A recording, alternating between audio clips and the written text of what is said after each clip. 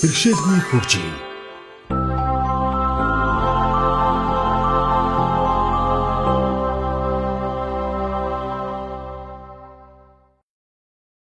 Бэрхшээлгүй хөгжийн нэвтрүүлэг үзэгч та бүхэнд жил бүрийн 4-р сарын 2 буюу дэлхийн аутизмыг таниулах өдөрт зориулан бэлтгэн хүргэж байгаа хүлээн зөвшөөрье ойлгоё хайрлын дугаараа хүрэхэд бэлэн боллоо. Энэ удаагийнхаа дугаараар аутизмын хүрээний эмгэг гэж юу вэ? Хэрвээ аутизмтай хүүхэдтэй бол хүүхэдтэйгээ хэрхэн харилцах, хэрхэн хөгжүүлэх вэ? Мөн аутизмын хүрээний эмгэгтэй гэсэн хэдийч ерөнхий боловсролын сургуульд суралцж, нийгмийн харилцаанд амжилттай оролцож байгаа хүүхдүүдийн сайн жишээг үзэгч танд толилуулах болно. Бэрхшээлгүй хөгжий. Аутизм гэж юу вэ? Хүний бусадтай харилцах, нийгмийн харилцаанд орох, мэдээллийг хүлээн авч ойлгох чадварт нөлөөлдөг насан туршийн өргөн хүрээний эмгэгийг аутизм гэдэг. Аутизмын үүсэх шалтгааныг одоогоор шинжлэх ухаан олж нээгээгүй ч олон судалгаа шинжилгээний ажил хийгдэж байгаа. Дэлхийн хүн амын 1% нь аутизмын хүрээний эмгэгтэй гэж тооцдог. Одоогоор аутизмыг эдгэх, эмчлэх боломжгүй боловч тохирсон сургалтын аргаар сайжруулах, хөгжүүлэх боломжтой. Нэвтрүүлгийнхаа энэ удаагийн дугаараар үзэгч та бүхнийг ерөнхий боловсролын 16 дугаар сургуулийн 4-р ангийн сурагч Ариун Бэлэг, Хөрх Тавцан баг сургуулийн 2 дугаар ангийн сурагч Данзан Чойдор нарын онцгой ертөнцөөр аялуулъя. Шинэ хөгтөдөө намайг дажиж хэдэг гэдэг би 8 настай би бэми шавья таграх тотой тэгээд ингээд та бүхний анхаарлыг Ариун Бэлгийн ээж мөнх жаргалтай хийсэн ярилцлагад хандуулъя. За ингээд өөрийнхөө амьдралыг хүүхдтэйгээд одоо басан явдлаа ярих юм бол одоо хамгийн сүүлд цэцэрлэгтэй явахдаа манай тусаа цэцэрлэгт явж байгаад шууд сургууль орсон байхгүй юу.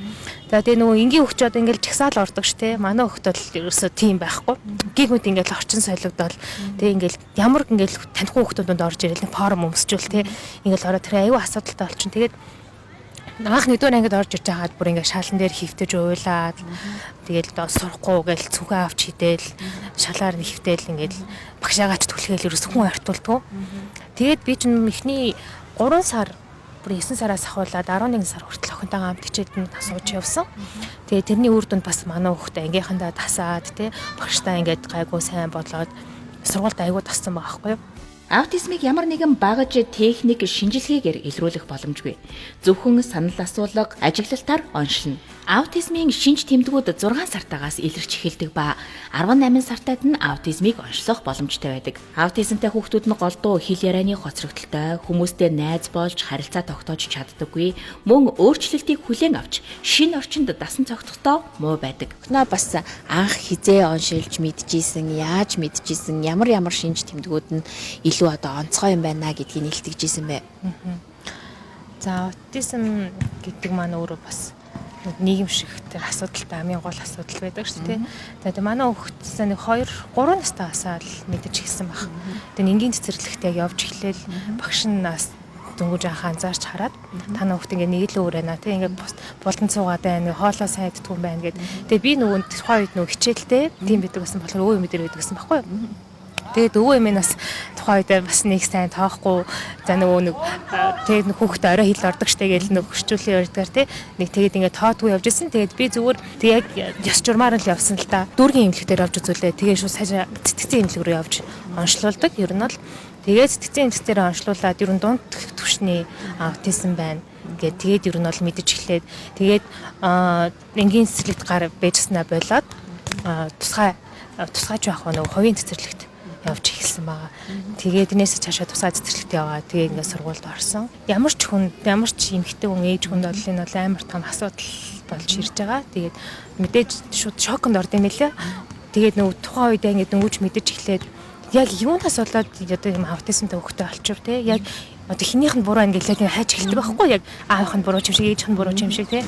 Тэгээд ер нь бол тэн дээр бас айгүй цаг хугацаа ер нь алддаг. Дөнгөж аутизмаа дөнгөж мэдэж эхлээд тэгээ нөгөө шокносоо гарч чадахгүй тэгээд хинийх нь буруу вэ гэд ингээд айгүйх цаг хугацаа алддаг байхгүй. Тэгэхээр ер нь аутизмыг эрт онцлоод тэгээд одоо яг тийм сэтгцийн одоо нөгөө тийм хэцүү байгаа үе айгүй хурдан туулж чадсан бол хүүхдүүд минь айгүй сайн хөгждөг байхгүй юу юм бол.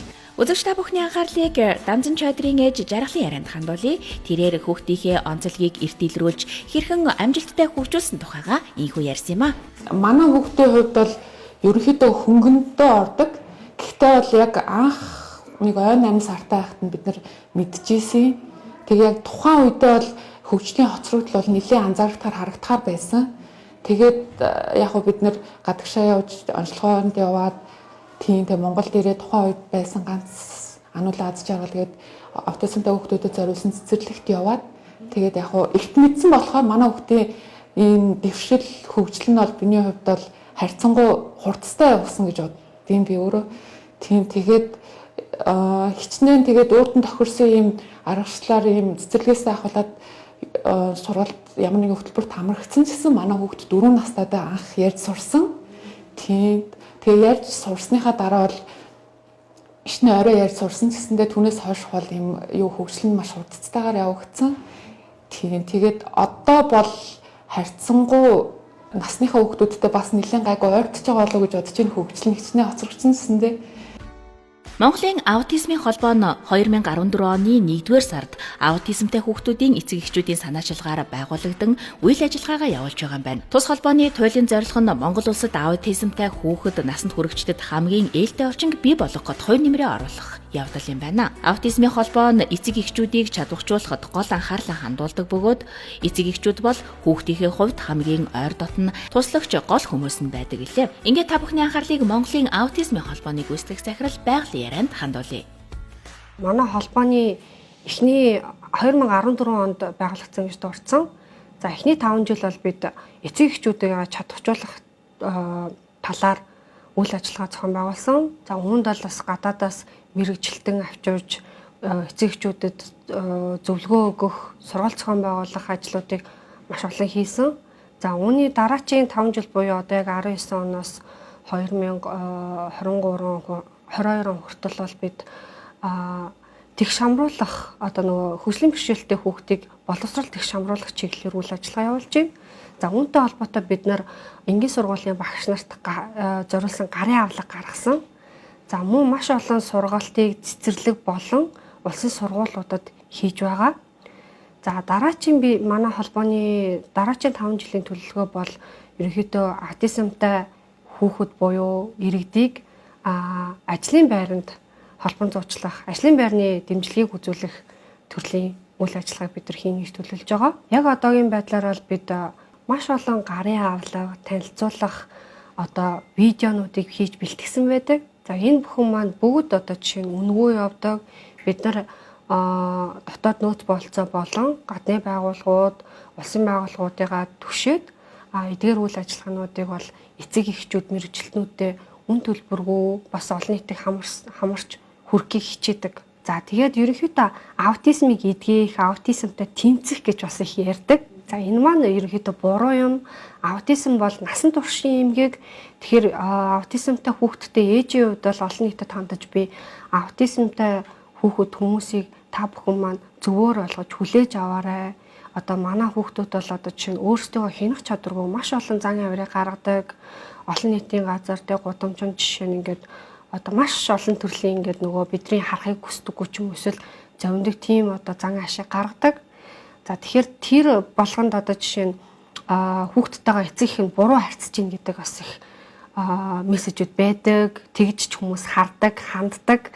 Гэтэл нөгөө эцэг эхчүүд маань чадлаараа ингээд өдөр болгон аутизмыг одоо жишээ нь ингээд ойлгоод ингээд те дасан зохицоод явж байгаа. Гэтэл нөгөө өөрсдөөс шалтгааллахгүй бас асуудлууд бас их зөндөө үүсдэг.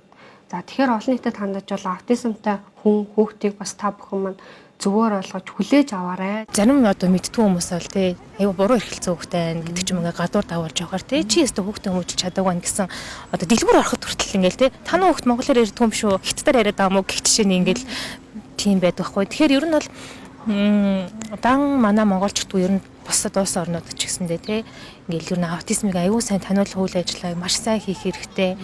Ядаж л нэг гаднаас нь хараад энэ хүүхд чинь бас ингээд энгийн хүүхд тас биш вэ шүү гэд ингээд нэг харчих төдий байх хэрэгтэй байгаа байхгүй юу? Бэрхшээлгүй хөгжим.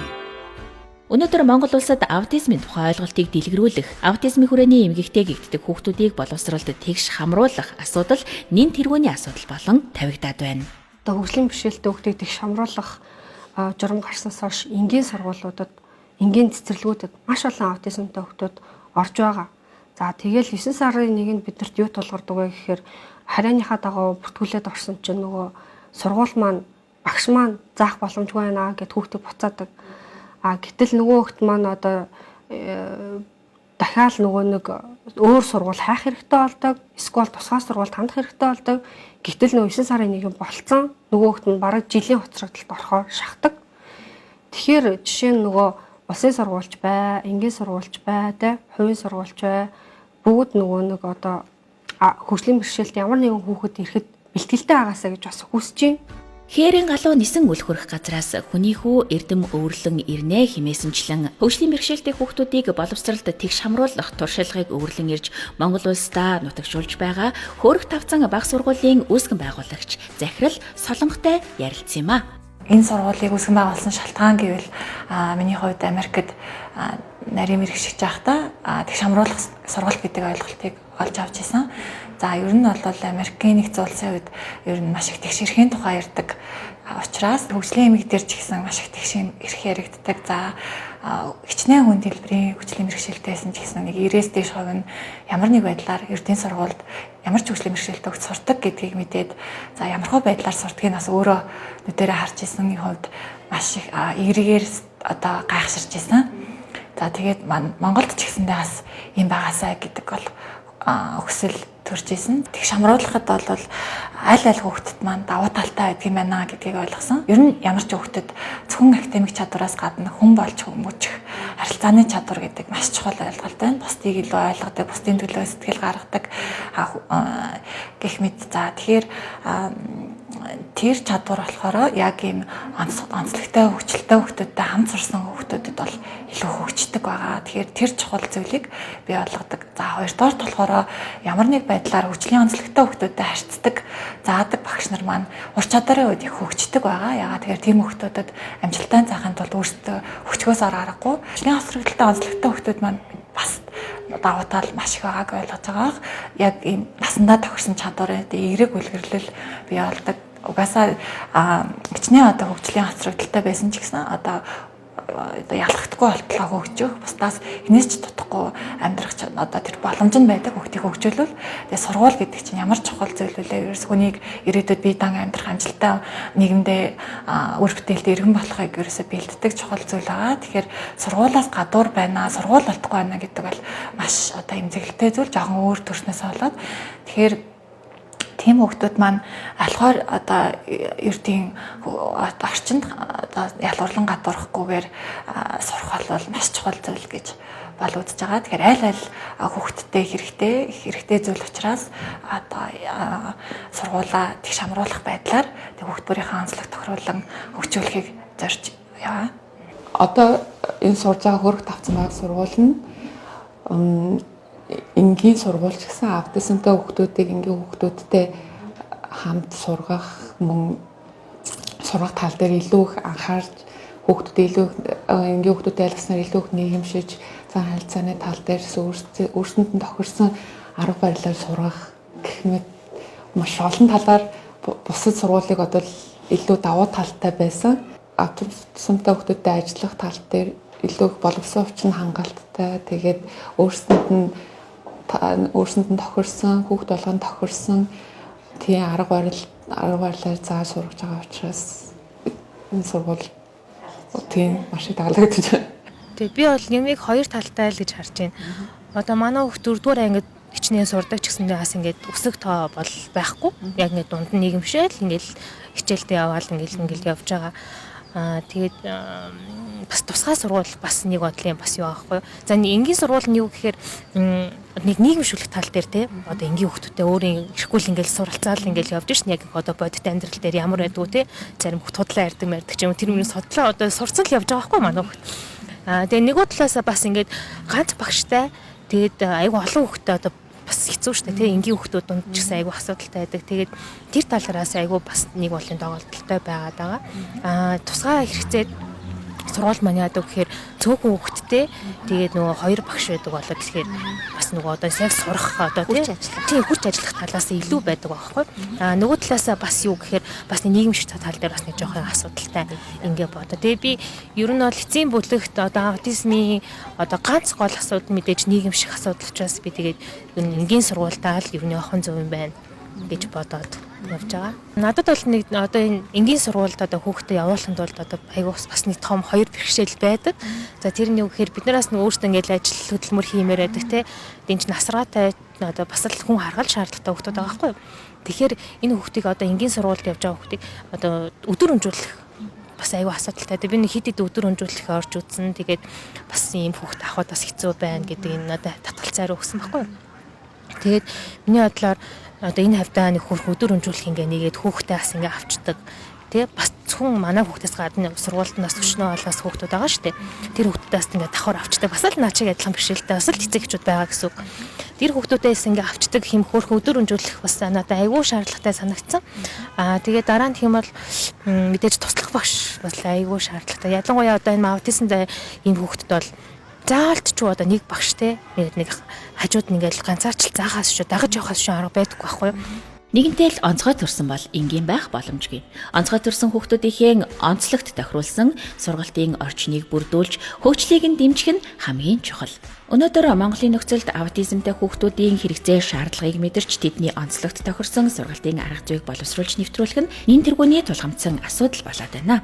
За тэгэхээр манай сургуулийн нэг баримтлагдаг философи байдаг. Тэр маань болохоор амьтад бол одоо заагаас заан, сармагчин, нохой зэрэг одоо амьтад байхад за шударгаар та бүхнийг одоо шүүхийн тулд одоо шалгаруулахын тулд бүгдээрээ нэг ижлэгэн даалгавар хийх ёстой.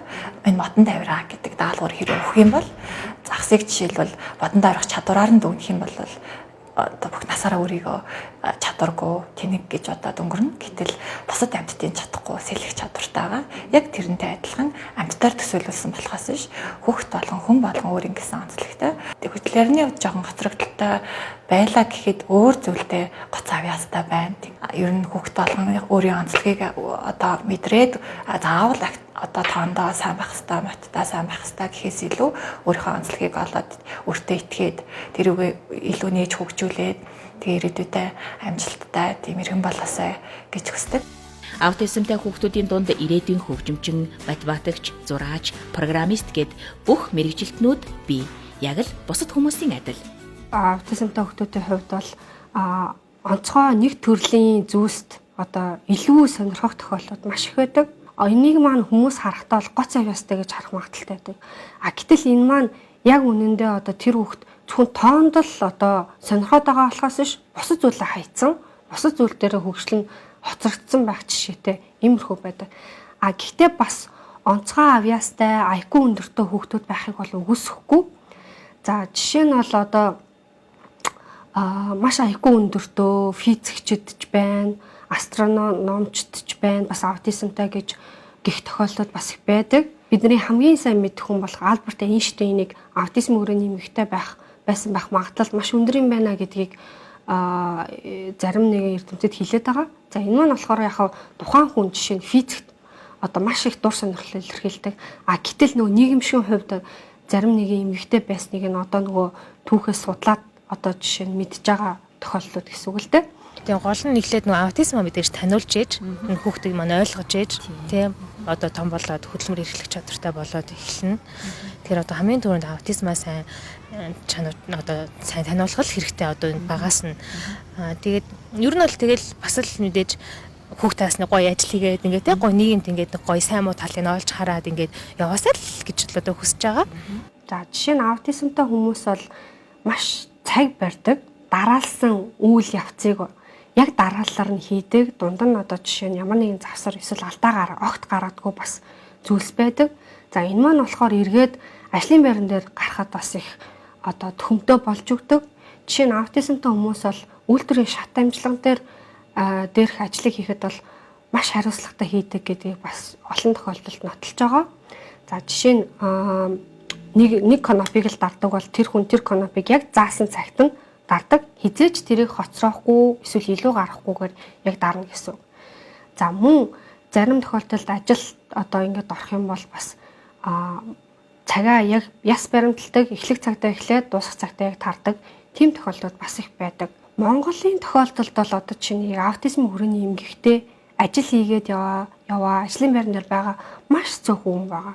Олон улсын жишээн дээр бол одоо чинь гадаад орнд Японд те жишээ нь манайх бол Жакарта олон жил хамтарч ажиллаж байна. За Япон улсад бол маш олон одоо аутизмтай хүмүүс одоо коучоор дамжуулаад дасгал сургалт хийсний үндсэн дээр ажил маш олон жил хийж байгаа хүмүүс байт юм билэ. За бид нар бол тухайн тэр одоо арга техникийг бас Монголд оруулж одоо Монголдо хэрэгжүүлэх маш том зорилготой бас ажиллаж байгаа. Жил бүрийн 4-р сарын 2-ны өдрийг хүлээн зөвшөөрье, ойлгоё, хайрлын уриатаагаар дэлхийн нийтээр аутизмыг таниулах дэлхийн өдөр болгон тэмдэглэдэг. Жил бүрийн аутизмыг таниулах дэлхийн өдрийг тохиолдуулан Монголын аутизмын холбооноос уламжлал болгон олон арга хэмжээг зохион байгуулж ирсэн бөгөөд энэ жил мөн хандивын арга хэмжээг зохион байгуулах гэж байгаа юм байна. Энэ жил бол бид нэр 4 сарын 1-ний өдөр хандивын арга хэмжээ зохион байгуулахаар төлөвлөд байна. За үүнд бол Монголын аутизмын холбоо, аутизм судлалын хүрээлэн, Тэнгэрлэг ээжүүд гэсэн 3 байгууллага нэгдээд олон нийтэд хандсан хандивын арга хэмжээ зохион байгуулж байгаа. За энэ хандивын арга хэмжээгээр бол бид нар олсон бүх орлогоо үгээр хязгаарлагдахгүй харилцаа гэд номыг хэвлүүлж гэр аутизмтай хүүхдтэй гэр бүлүүдэд өнгөө тараах үйл ажиллагааг дэмжих зорилгоор зохион байгуулж байгаа. За мөн бас аутизмын тухай ойлголтыг олон нийтэд зөвөр түгээхийн тулд бас контент бэлтгэхээр бас мөн төлөвлөж байна. Хүлээн зөвшөөрье, ойлгоё, хайрлая. Нэгэнтэл онцгой төрсөн бол энгийн байж чадахгүй. Онцгой төрсөн энэ л хүүхдүүдийн ертөнцөөр үзэгч та бүхнийг аялуулсан хүлээн зөвшөөрье, ойлгоё, хайрлын нэвтрүүлэг үзэгч танд таалагдсан гэдэгт итгэлтэй байна. Жил бүрийн 4-р сарын 2 аутизмыг таниулах дэлхийн өдөр. Хүлээн зөвшөөрье, ойлгоё, хайрлын нэвтрүүлэгтэй хамтдаа байсан үзэгч танд баярлалаа. Хамтдаа бэрхшээлгүй хөгжийе.